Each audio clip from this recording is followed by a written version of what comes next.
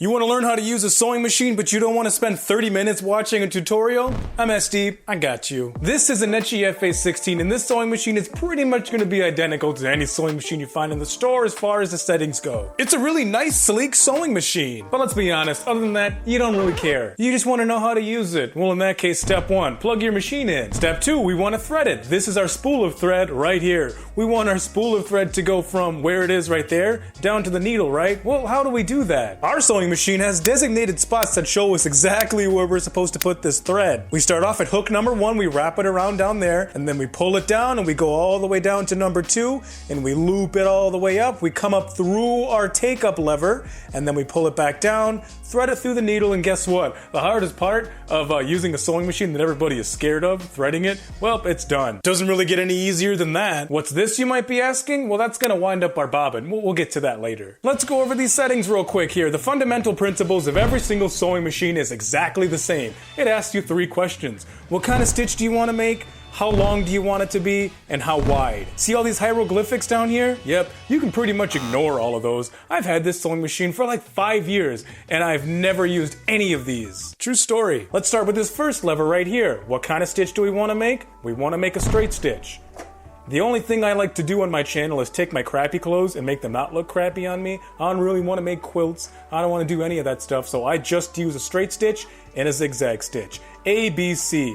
That's it. Let's talk about this style. This is the stitch length. Now, a standard stitch on your clothes that you get at the store, it's about 2.5 millimeters. This is the stitch width. Do you remember when we talked about the straight stitch down there? Yep, doesn't matter. The stitch width does not affect the straight stitch in any way, shape, or form, so we can leave this however we want, does not matter. It's not going to affect anything. However, if we were to set our machine to C for our zigzag stitch, what the zigzag stitch does is it creates an overlapping pattern on the edge of your garment. It causes the needle to go from side to side as it sews in a straight line. That's when the stitch width comes into play. Setting it to 5 makes the needle go really wide side to side, and setting it to 1 makes it not go as wide. Let's talk about all this stuff that we got going on down here. What's going on? Well, we got our needle, we got our presser foot, and we got our bobbin case. Let's start with the needle. What kind of needles do we use? Universal Needle 80-12. It's a nice kind of robust jack-of-all-trades sewing machine needle that's really going to get a lot of the things done that you want it to. And if your fabrics are thicker, then you want to upgrade to a denim needle, which is going to be able to handle things like jeans and canvas, leather, etc., etc. Let's go down to the presser foot. What kind of presser feet do we use? Well, your sewing machine came with the presser foot. It's just kind of a normal standard jack-of-all-trades presser foot. And there's actually a lot of different ones out there. There's a narrow hem presser foot, there's a zigzag presser foot, there's a buttonhole presser foot, there's a blind hem presser foot, but if you're just getting started, don't worry about any of that. The presser foot that you have in your machine right now,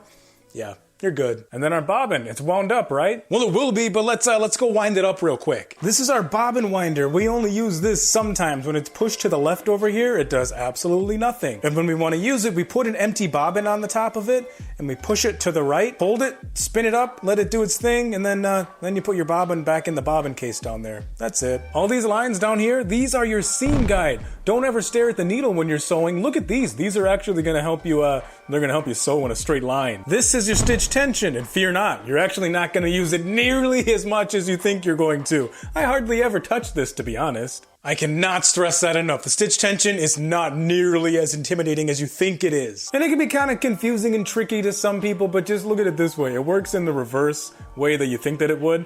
For thicker materials, you want a looser tension, and for thinner materials, you want a tighter tension. Right here is your back stitch lever. What you do is you push that down for about 1 or 2 seconds, and what that's gonna do is it's gonna reverse the direction of your sewing machine. So when you're sewing in a straight line, what you wanna do is you wanna lock your stitch in. So you sew for a second, push this down for about a second, which is going to go backward, locking over the stitch you just made.